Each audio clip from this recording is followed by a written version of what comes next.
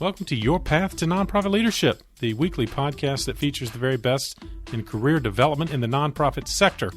I'm your host, Patton McDowell, and in addition to podcasting, I'm a leadership coach, a mastermind facilitator, a best-selling author, and a speaker.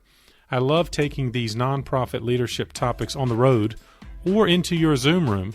If you need someone at your next conference or perhaps a workshop, check out my new speaking page at pattonmcdowell.com for more information. Now, I know you're going to enjoy this fantastic conversation with Lisa Cook, who is doing incredible work with individuals and organizations through her organization, which is called Get On Board Australia.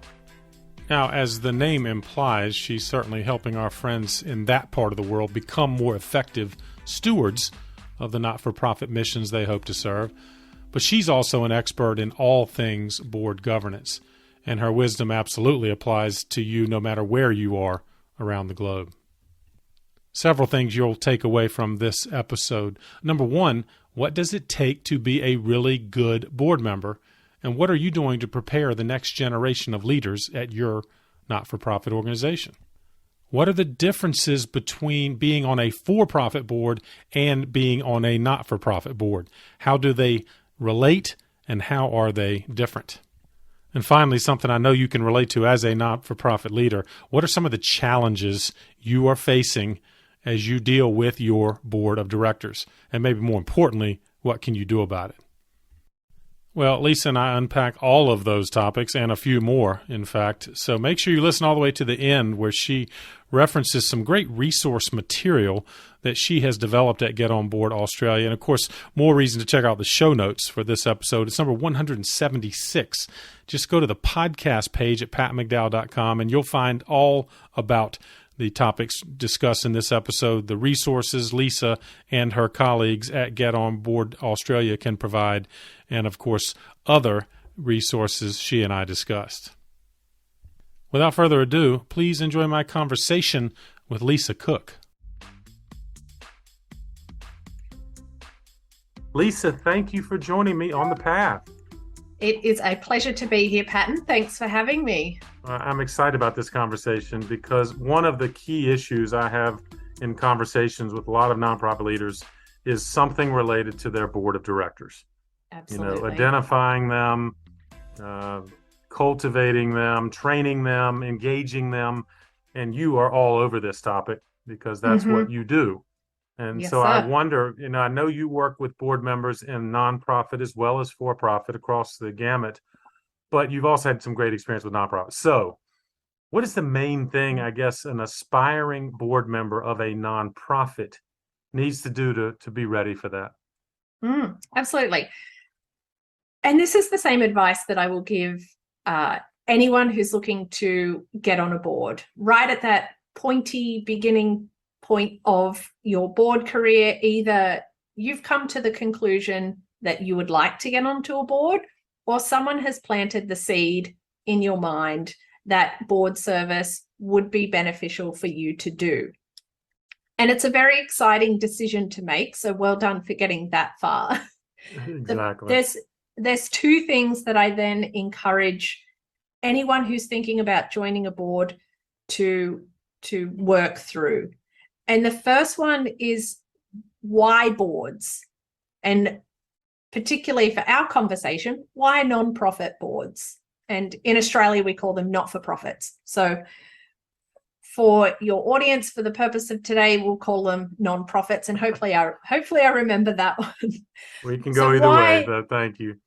We can translate. Good. Yes, Very smart people here. So ask yourself, why boards? Why non-profit boards? What is really driving that? And what I really don't want to hear as a response is that you want to be on a board so you can tell people you're on a board. That's not really the underlying driver that is beneficial for you to have. Right. There's got to be a more compelling reason for you to want to pursue boards, because they're not glamorous, they're not sexy, sometimes they're not fun, they're a lot of work, they're a lot of energy. It's a very serious undertaking. And so approach it with that appreciation. So work through that. Why boards? Out of all the things you could be doing with your time and your energy, think that through. Secondary to that is really doing some homework and reflecting on, do you really know what you're getting yourself into? So what I mean for that is understanding your, we'll call it the governance role. Right. So your legal duties, responsibilities, obligations, things like that. There are laws that exist that sort of guide board members in any capacity, so for profit, not for profit, and they provide parameters around what you can do, how you can do it, how you're meant to do it.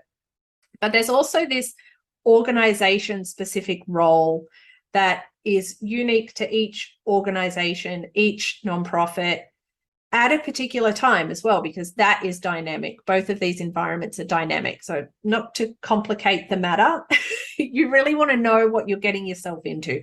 Go in with your eyes wide open. And not only so you understand what the role of board member actually is, but it also helps you to start to understand how best to position yourself for these particular board roles that you want to pursue. So it's beneficial for that purpose as well. And when you start to get, I guess, more narrowed in on a particular board or particular industry, particular types of nonprofits, you'll start to understand what those expectations are of the board members. So things like, how many meetings are we going to expect you to attend? What day of the week are they? How long do they go for? Right. What are the expectations about being in person or doing it over Zoom, like we're having our conversation today? Is it things like fundraising activities? Is it key stakeholder engagement? It's all of that other stuff that comes with being a board member that may not be obvious at first consideration. It's excellent. And Lisa, what's fantastic about those 2 points I'd like to underline is if I'm a nonprofit leader, that's a great perspective to consider from their angle too. In other words, when I'm recruiting someone, are they motivated for the right reason? In other words, you're right. I've seen people that I think are just joining a board for their resume, or their profile, as you put it. Yeah. And secondly, are we truly providing clear information about what's expected? Because I think a lot of nonprofit leaders recruit people and then tell them what's going to happen. And it sounds like that's what you're trying to avoid. Yeah, it's an issue that I see on all types of boards is this, it misses really being clear on those expectations from the board members. So what does the board and the organization need from its board members? And are we making sure that we're telling them that's what we need them to be doing? So that when we ask them to do that thing, they don't turn around and say, well, that wasn't part of the deal. Didn't tell me that. Right. Yeah, I can't do that. I don't have capacity. And so I'm big on managing expectations and things like the organization or the board putting together something like a position description for their board members. Indeed. I could not agree more. And well, I want to unpack that and many other of your wonderful ideas. But I got to ask the question first. You're an expert on all things board and board related, board governance. How did you get into this work and why are you doing the kind of work you do now at Get On Board Australia? Yeah, well, I didn't choose the board life. The board life chose me, is how I feel about it. So stepping way back, I always had the ambition as part of my sort of grander career plans of getting onto boards. And that was kind of like later on, 40s, 50s, you sit the kind of what the typical board member is, certainly in Australia. They're older, they've had some experience, usually a bit of grey hair, just a bit older, a bit wiser. Right. And so I had kind of positioned boards in that part of my life. I I am not at that part of my life. And I actually joined boards much earlier in my career, if you want to call it that, than even I expected. But I did dabble in not-for-profit boards or non-profit boards in the sporting sector. So I started my board career at a triathlon club. And then when I moved to South Australia from New South Wales, transitioned that into soccer, football. So I joined the board of the club that I was playing for. Well, Lisa, can I ask you, not to interrupt you, but why? So was it the sports kind of enthusiasm, or why did you choose to join a board at that stage in your life?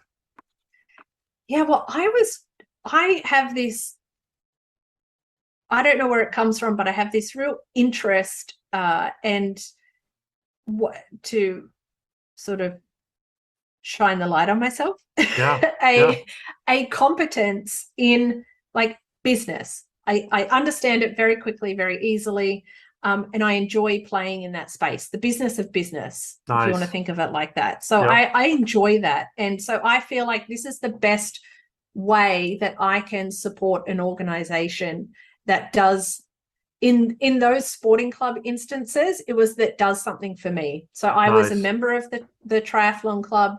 I was a member of the soccer club. And I thought, well, the best way for me to give back is to help these clubs run well and use their money efficiently, effectively, make sure they're well run, et cetera, everything that you sort of do from the board space. And so that drove me to put my hand up. And so I quickly became vice president of the triathlon club.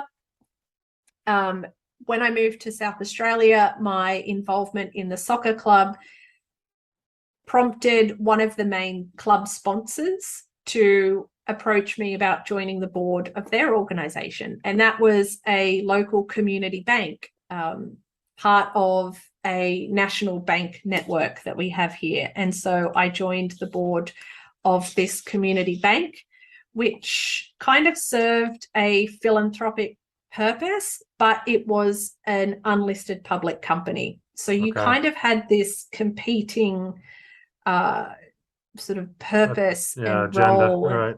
Yeah, it was quite an unusual environment, but that was the catalyst for me to clearly see that there was not really any kind of education or support mechanism out there in the marketplace that was supporting new board members. So people who were right at that beginning of their board career. There are organizations that support board members in understanding their role and their governance responsibilities, but they're quite cost prohibitive and positioned at a certain level, not really anything where you're a volunteer board member and really trying to understand what the heck it is that you're doing in this new environment. Because as much as you can imagine what it's like, in reality, once you get into that boardroom, it can become quite overwhelming. Did you have to figure it out basically on your own? And that kind of influenced your, I guess, where we're going with this, right? Yeah, and it did. And I saw it. I was kind of like, wow, there's not really anything here. I was lucky enough to get a grant. So being involved, by this stage, I was also on the board of another organization. This is the transition point in my board career where I went from board member and doer and, everything all in one, because you're in small sport clubs and things like that, to organizations where you have staff that do the day-to-day work. Right. And that just changes everything. It's really interesting. So that grant allowed me to go and do some sort of governance education. And from there, I was like, wow, there really needs to be something, because that cohort that I came in with, about 20 or 30 other people, was saying the same thing that I was. Wow, I'd really love to do more around building my knowledge and understanding of being on a board, but this stuff is too expensive. Right. And so I thought, well, that's just where not you fair, come in. because I thought this is not fair, because those organizations that are resource restricted, the small things are the big things. And if anyone needs to understand and know about good governance, it's these people, Yes, yet they indeed. can't access it. And I was like, well, you know what? If it's not me, then who else? Why not? Let's give it a go. And so that really, created Get On Board Australia. And then since then, I've just been learning and growing through my own board experience, through working with boards, through working with board members about really how the best boards work, how to be an effective board member, all of that other kind of stuff. What does governance look like in action? So how do we take legislation is great, but it's a bit vague and it needs to be intentionally. But how do we know that we're operating and doing things in line with that properly to the letter of the law and not doing things wrong in our context? Great point. And well, so for our listeners, of course, I'm going to encourage them to check out the show notes and learn more about Get On Board Australia, because it has wonderful resources. But for those listeners who don't know, Lisa, talk literally about what kind of things you do, services you provide through your organization. Yeah, absolutely. So in that whole push, what I call it is democratizing governance, democratizing good corporate governance. I have a lot of freely available resources for anyone who, you know, that's the kicker is you've got to have the desire to want to learn and get better. I can't teach you that. You've got to have it or not. That's it's my biggest stumbling block, as you've probably experienced yourself. Exactly. So the website has a ton of writing since 2014, I think. So a lot of stuff there. I've got my podcast, which is the Board Shorts podcast. I have my board talk community on Facebook. So I do a lot of things there, a monthly masterclass around different board and governance related topics. It's not as dry as it sounds. It is fun. They need to check it out. Yes, They do. They'll see. And I also do things like webinars and things like that, normally in conjunction with other organizations, and normally they're freely available as well. So those are your self-directed free resources that really all you need to invest is your time. That's fantastic. Well, at least a quick question. I mean, obviously you have built around the Australian, in this case, we're talking about the not-for-profit sector, but a lot of these principles would apply to someone listening anywhere in the world. Is that fair? Absolutely. The only differences are if I'm talking about specific legislation. Right. But the interesting thing is with that is that whilst I'll talk about Australian legislation, there will obviously be a US or a UK or a New Zealand version that says very similar things. Right. So we all actually borrow off each other and, why reinvent the wheel, right? Exactly. If it works, why not do it? So there are some differences, but when you think about it, a lot of people get focused on the governance side. So what are our legal duties, obligations? And they are very important, but they will kind of naturally, easily happen if you focus on and work on getting the most critical element of the boardroom sort of locked in. And that's the social element, the interpersonal element, the people stuff. Right? The people stuff in the boardroom is always what will trip up a board. And so you've got to focus on that. You've got to work on how you work as a board in order to get the work done that you need to do. And that sounds a bit complicated. Well, no, but it makes a point. I mean, you help individuals through a lot of your programming and content, but you're also working with boards collectively, I guess, so people bring you in to help with the overall board management? Absolutely. So that's to come back to your earlier question about what I do. It's not just free stuff. I'd love to be able to do that. Free stuff doesn't pay the bills. Exactly. So the next element to that is kind of like a guided self-paced element. And that's around the courses that I have online. And so for aspiring board members, I have Break Into the Boardroom, which will step you through a process to help you to get into the boardroom.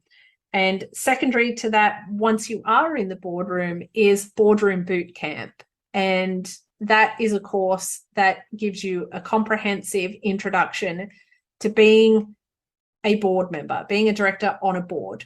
And yes, the legislation part of it, which is very small, is Australian based, but the rest of the course, most of it, 90%, is going to be talking about all the other stuff that board members have to consider and think about and that they're involved in: risk management, strategy, crisis management, stakeholder engagement, all of that other stuff. How do you work together as a board? All of those things that matter, that make the difference, that make you a great board member. Yeah, fantastic. And then as you were talking about working with the boards themselves, that's kind of the bespoke part of what I do. It's one-to-one support with aspiring or existing board members, and it's also customized workshops for boards. So I always like to have the conversation with the boards about what they're experiencing, why they're reaching out, why they want some education, what that is. And so normally a part of that is them telling me what they want or need.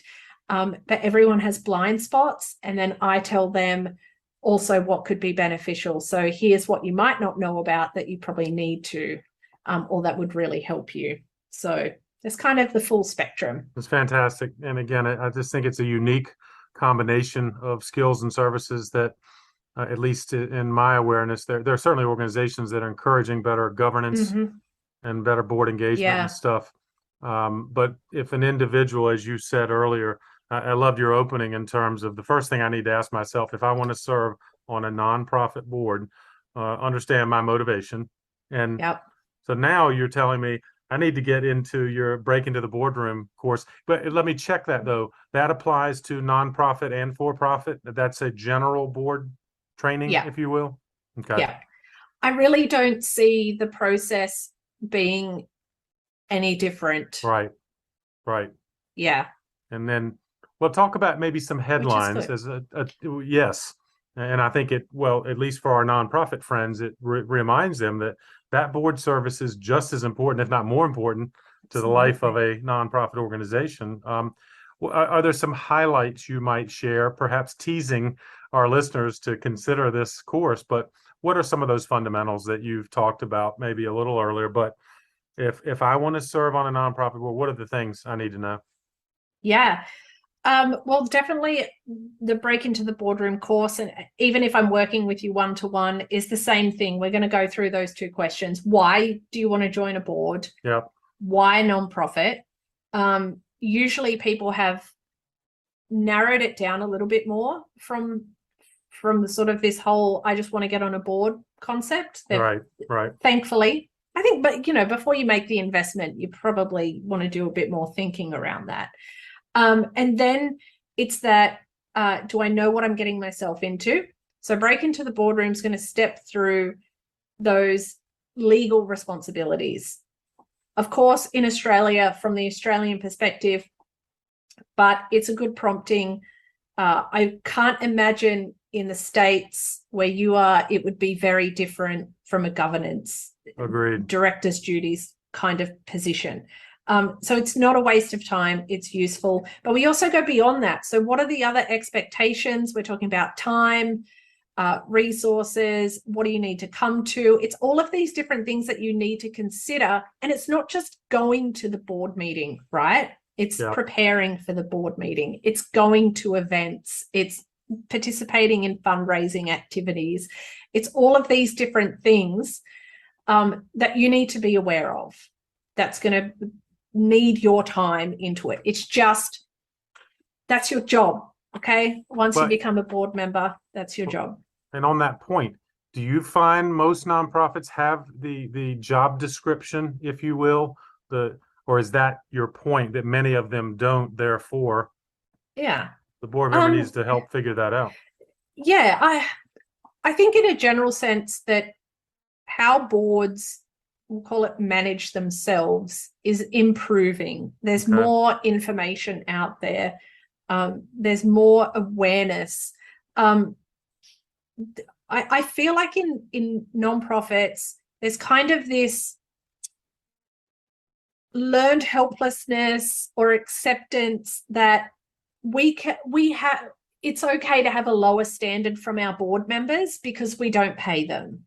And I just don't buy into that. Yeah, I feel like what you can sometimes get, though, is this cycle of mediocrity. So you have board members that have probably been board members for quite a long time that are quite dominating in their role. Sometimes they'll be the president or the chair. I'm not quite sure the terminology that you use. That's right. For us, it depends on the constitution. It'll be different for every organization. Right. President, chair, whatever it is. If they have quite a dominating influence and they're quite mediocre, anyone who's good or wants to improve is really fighting an uphill battle to improve that. And so they opt out. I don't need to be here and I ain't getting paid anyway. So why am I wasting my time? Yeah. Right. You're losing good people. Exactly. And so what happens is you lose the good people, but who comes in? It's the mediocre people. Right? Because they just jump in the stream and float along. They just go with the flow. And so you end up with this cycle of mediocrity happening where the nonprofit, they may not be failing, but they're certainly underperforming. They're not doing as well as they could if they had a really strong supportive board. And it's usually because of this small cohort, but are really dominating in that group environment that cause these effects. Yeah. So if I can touch on that, because that's a great concept. Unfortunately, it's not a good outcome if we're in a cycle of mediocrity. Do you see boards, particularly on the nonprofit side, using any evaluation methods, or is perhaps that's your point, that they're not really evaluating, therefore they're settling for mediocrity? Yes, probably both. I think, and therein lies the irony with those kind of tools, right? It's normally the more, I'm probably going to eat my words in the future, but the more evolved boards, right, that are, we'll call them great board members, are populated with great board members that understand the value in having that self-reflection and that desire for improvement, right? It's all about this desire. I've had a chair tell me, why do I need to have education? I'm old. I've already learned everything that I need to know. And I was like, wow, if we're not that's going anywhere your with attitude, that. You can't have that kind of attitude in a boardroom, particularly from the chair. I mean, imagine what kind of influence that has on their decisions, on how they do things. And so you've got to have this desire. I feel like board reviews, board performance reviews are a tool that can be very helpful. I see them not used to their full potential, right? Because I feel like oftentimes they're introduced into the board to kind of force an action that everyone knew already needed to happen. So we need to get rid of an underperforming board member. And we've known that for 6 months, but the chair's not doing anything. Oh, let's have a performance review. So now we have stick that we can beat them with and say, sorry, the tribe has spoken. Negative connotation, right, to that. Exactly. Or you're doing it to create a crisis, to restructure the organization or the business or something like that. Right. So I've seen it all. So they can be useful. But I often find that if your board is populated with great board members, there's nothing you're going to find out from a performance review that you didn't already know. Because they're willing already to be reflective and so forth. Exactly. They're already very self-aware. I'm very aware of my performance and contribution in this board setting. And I would imagine other people are as well. And I know that because we have the conversation regularly and things like that. Yeah, so that's perfect. Yeah. Let me ask you this. You mentioned several times, of course, the role in the nonprofit world. Fundraising is always on the job description. In fact, I have some executive directors tell me, hey, that's the only reason I have my board of directors. But tell me the Australian perspective on the board's role in fundraising? How intense is that expectation? Yeah, it's probably very similar to what you experience in the States. And that's not surprising, right? We're not that different. I mean, our language, we speak the same language, but we don't speak the same language sometimes. Right. But there's certainly a lot of similarities with that. I feel my observation is that nonprofit boards in Australia, and this is probably like in the States, they're a mix of two groups of people on the same board usually. You've got these, do I want to call them token board members? Yeah, let's call them token. Yes. So the token that might board be the members, reality. Yeah. But they're there for an important purpose because they can open doors, they can get money, they can use their celebrityness to the greater good. That doesn't mean they don't have governance responsibilities, because everyone does on the board, but they're given that board role because they need to be leveraged for that higher purpose. And as long as they're there knowing that that's the purpose and knowing that they also have this governance responsibility that they can't not do, I'm fine with that. I get that. It's the nature of the beast. Don't hate the player, hate the game. Exactly. So, but what you also need and have are, like, we'll call them the actual proper board members who are there because of their expertise and skill set to govern the organization. They will also help with fundraising. Yeah, right. But they probably don't serve that same role as that, we'll call them the celebrity board member. Makes sense. I don't know if that's what you experience. That's probably something that's more on larger, more sophisticated boards in nonprofit land. But it's certainly something that we see a lot of. Yeah, it's a good point. So in that larger setting, maybe you're going to reserve, in essence, a few seats for that celebrity board member, right? And you're willing maybe to forego some of the overall job description because we know, hey, that person can help generate funds.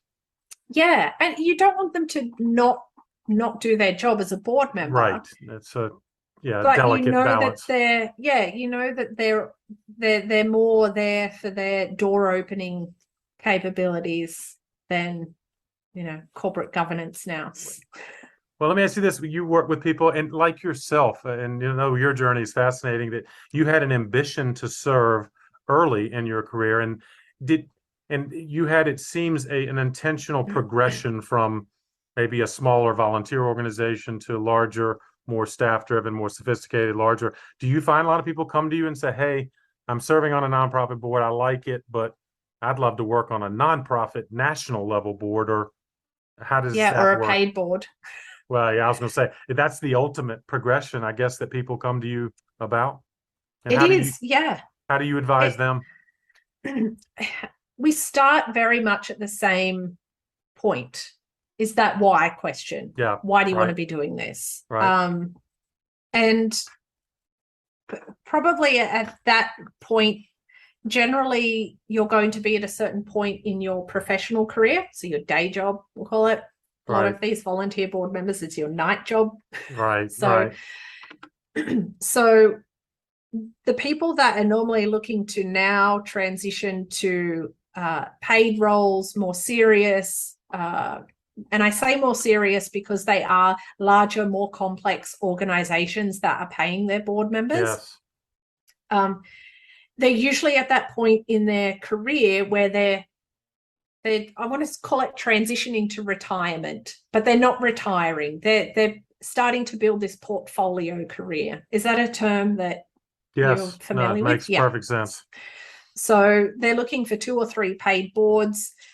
So where do we go? So the ambition is slightly different. But it's not. Like, it is, but it isn't. We are looking to maintain some mental stimulation. We are looking to use our expertise that we've developed over our lifetime, usually, towards an organization that serves a purpose, and that could be for-profit, non-profit, whatever, but it's doing a thing that I'm at least interested in and passionate about. And so a good example, I had a client who was the chief executive of a large insurer here in Adelaide, so an insurance organization. And so when we were looking to, as he was transitioning to retirement but didn't want to just switch off, right, portfolio, career, where should you go? Okay, there's this state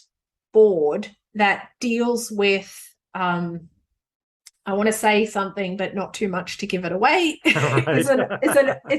is related to insurance and injury compensation and things like that. So Understood. It was kind of what I call this low-hanging fruit. Where would a natural progression be? What's looking for your expertise that would be easy to really position yourself for, rather than needing to rely on your governance and board experience, because we don't have that developed as yet. Although as CEO, he would have a lot of board experience in that context, but that's a different story. So where should we go? Let's position you for that. And that was a paid role, and he got it. Nice. So that's a good example. So it's a very similar process that we went through with him that I go through with anyone that's reflected in that Break into the Boardroom course as well. You want to go through those questions.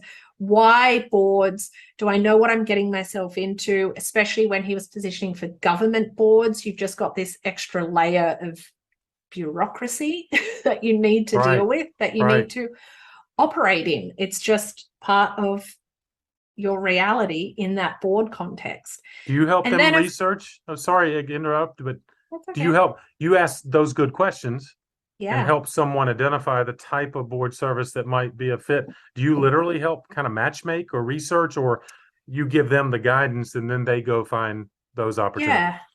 I like to, like I call it, I like to teach people to fish. Yeah, good. Because then you've got a process that you can replicate on your own. You don't need to be handheld through that and spending money to get on boards. I have this consternation about pay to play in the board space. Yes. And I feel like it's exploited.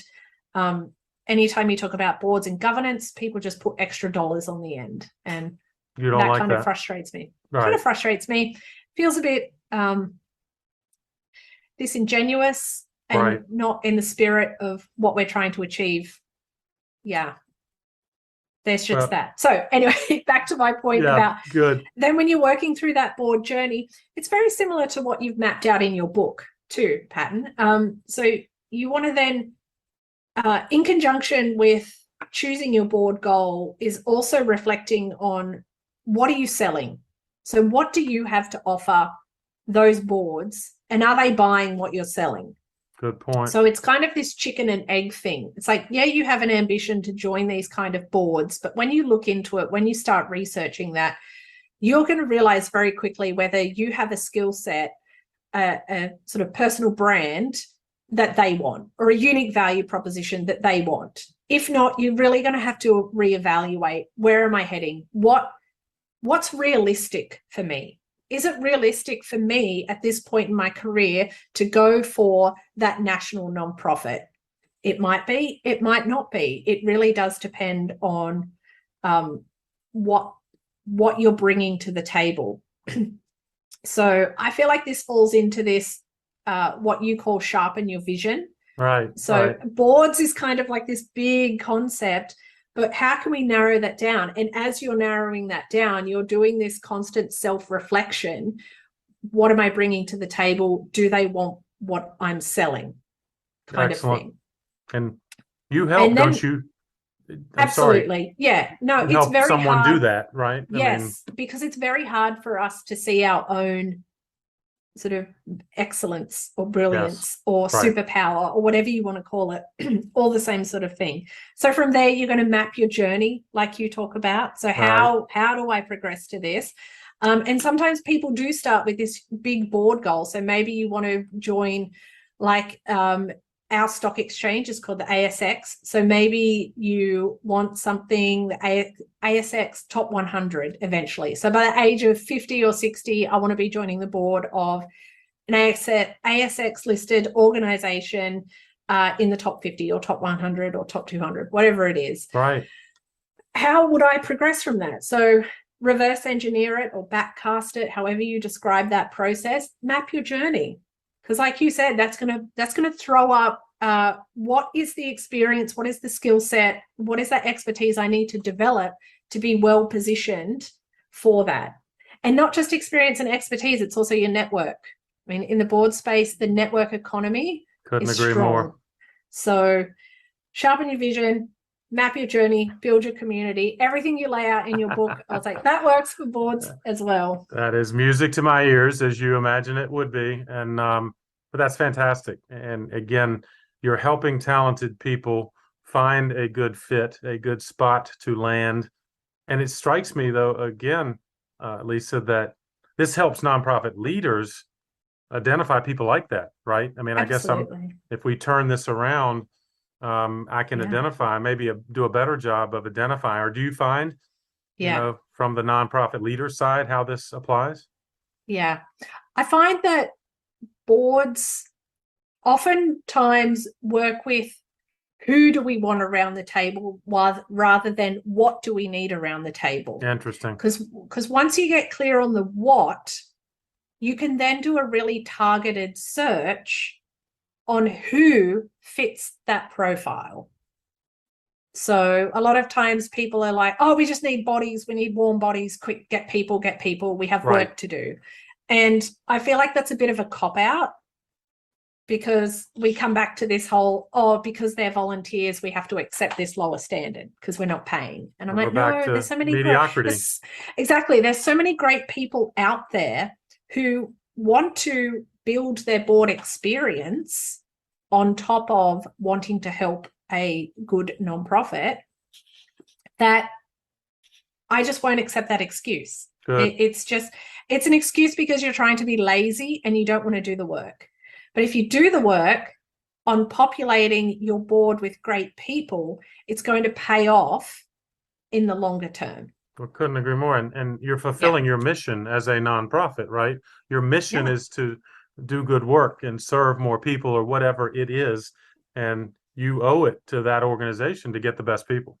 Absolutely. And part of the role of board member is stewardship. You're stewarding that organization through to its next iteration. And part of that is making sure the board is populated in a fashion that's going to sustain that organization to perform well over the long term.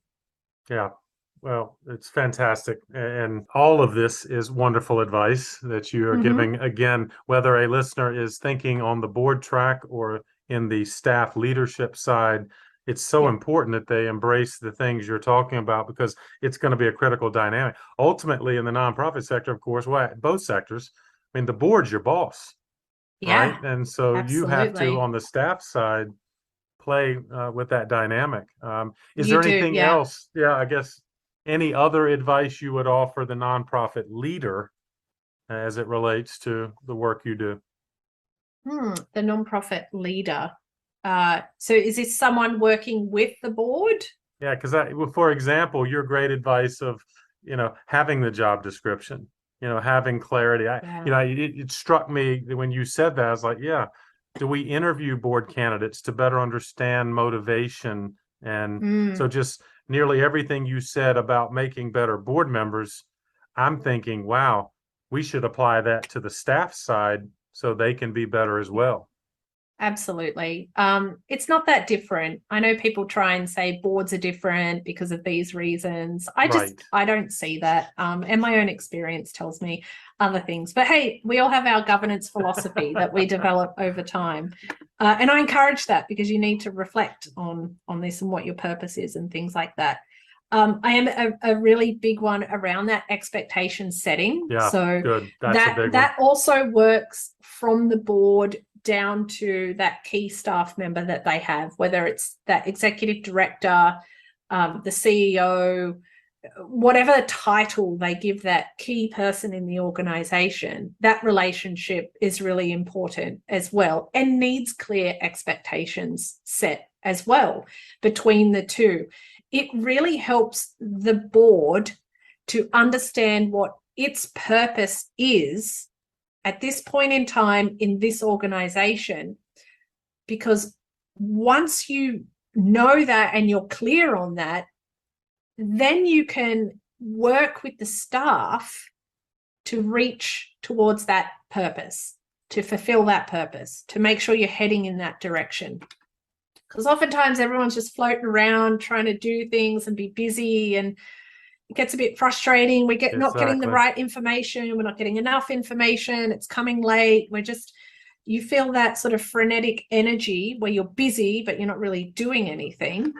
That sort of taking it back to basics. What is the role of the board at this point in time? So in the next 1 to 3 years, what are we really trying to do and be as a board to support this organization? So reflecting on the strategy of the organization's a big part of that.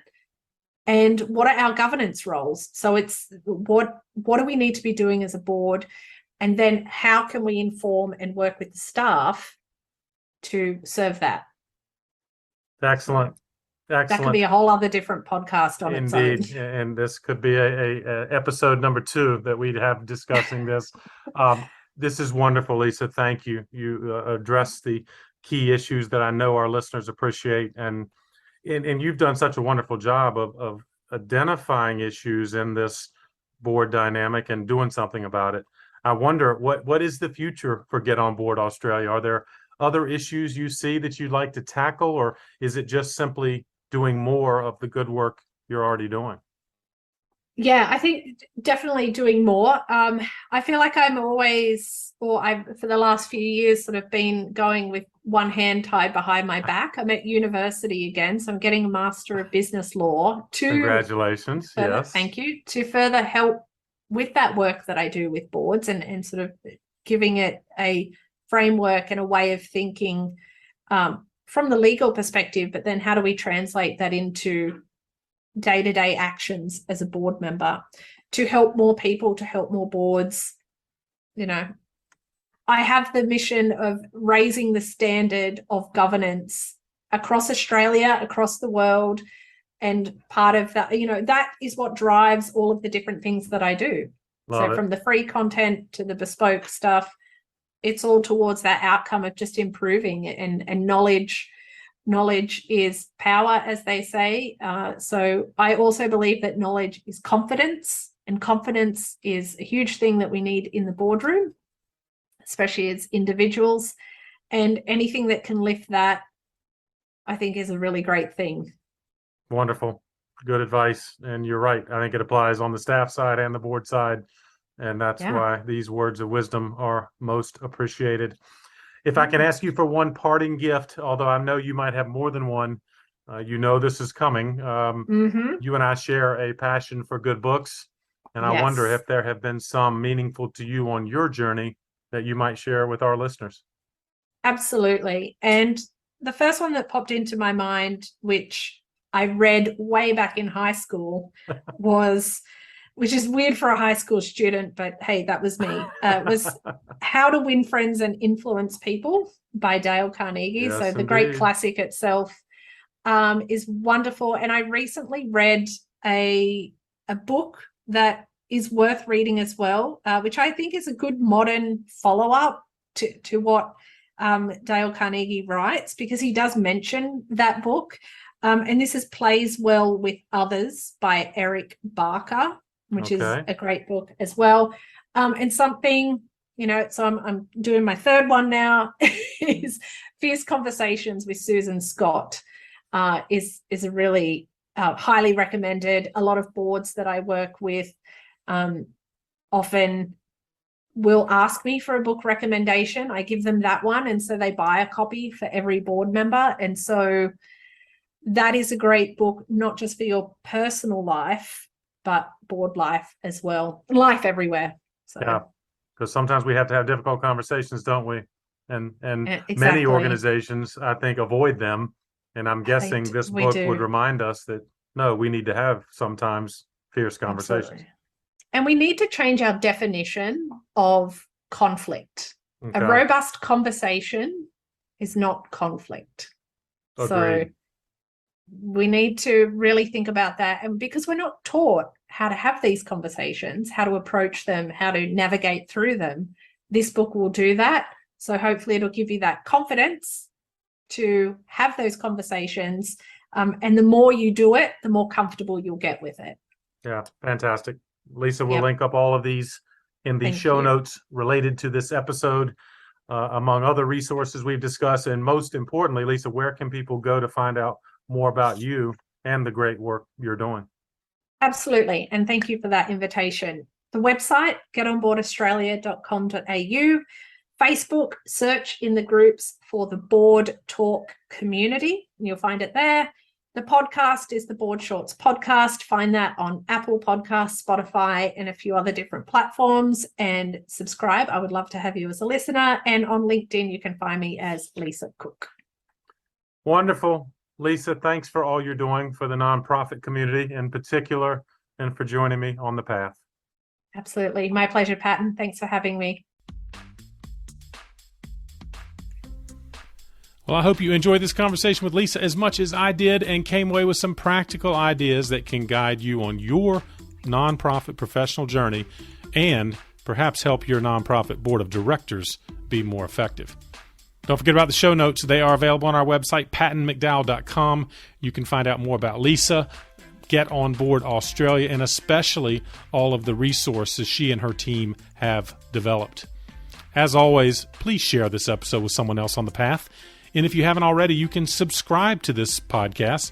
Just go to the podcast page at pattonmcdowell.com and you'll see the follow button that links to all of the primary podcast platforms. Don't miss out on any of our weekly episodes. They come out every Thursday.